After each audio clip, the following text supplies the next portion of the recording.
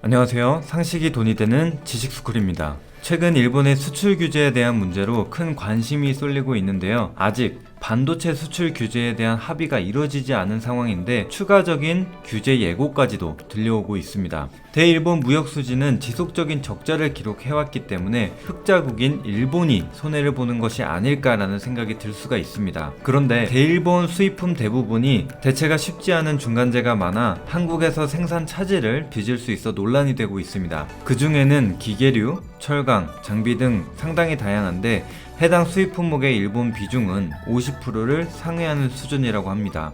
그렇기에 추가적인 규제에 대해서 미리 알아볼 필요가 있겠습니다. 영상 시작 전 좋아요와 구독 버튼 눌러주시면 더 많은 정보를 받아보실 수 있습니다. 반도체 소재 내에서도 알려진 3가지 플루오린 폴리이미드, 에칭가스, 리지스트 외에도 웨이퍼, 블랭크 마스크 등도 추가될 가능성도 있다고 하며 세계 반도체 장비 점유율 역시 일본이 28.2%로 높기 때문에 규제가 가해질 가능성도 들려오고 있습니다. 오늘은 반도체 분야 외에서 추가 규제가 예상되는 품목은 어떤 게 있는지, 또한 어떤 영향을 미칠 수 있는지 알아보겠습니다.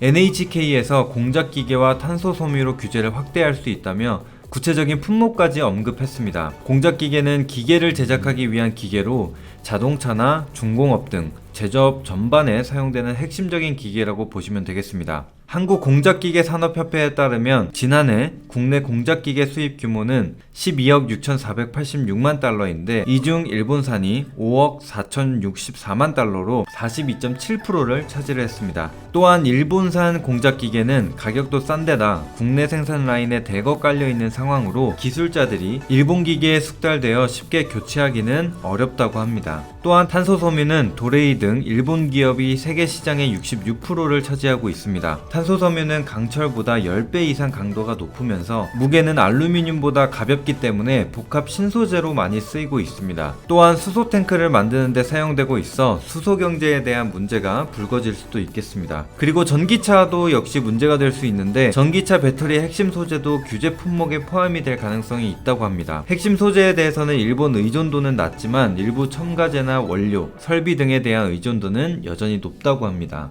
배터리 관련 원천 기술이 주로 일본에서 연구 개발된 것이 많아서 무시할 수 없다는 의견들도 있습니다. 반면 국내외 대체제가 존재해 대응은 가능할 것이며 또 영향은 제한적일 것이라는 의견도 있습니다. 실제 4개의 핵심 소재인 양극재, 음극재, 분리막, 전해액의 일본 의존도는 낮음으로 평가되기도 했습니다. 다만 LG화학의 경우 일본 니치아에 일부 의존하고 있지만 내재 화율을 높이기 위해서 꾸준한 노력 중이라고 합니다. 그리고 카메라 센서는 스마트폰이나 자율주행차의 눈 역할을 할 수 있는데 일본이 초정밀 카메라용 광학 렌즈의 원천 기술을 보유하고 있다고 합니다. 현재 삼성전자에서 기술력 개발을 지속해오고 있고 이번 계기를 통해서 점유율 확대를 할 수 있는 기회가 될 수도 있겠습니다. 마지막으로 일본이 인공지능과 같은 첨단 기술을 한국에 대한 수출 규제 무기로 추가 활용을 하려는 움직임도 띄고 있다고 합니다. 지난 4월 첨단 기술의 무역 관리를 전문으로 담당하는 부서를 신설하였고 대외 전략에 활용할 목적으로 미리 준비를 하고 있었다는 의견도 있습니다.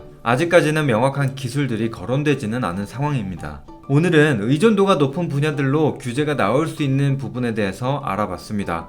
그 외에도 언급되는 것들이 있는데 추가적인 이슈가 발생한다면 다시 한번 정리해서 올려드리도록 하겠습니다. 해당 산업에서 일하고 계신 분들이 계시다면 객관적인 의견도 남겨주시길 바라겠고 또한 이번 이슈에 대해서 여러분들의 생각을 자유롭게 댓글로 남겨주시면 감사하겠습니다. 이상스쿨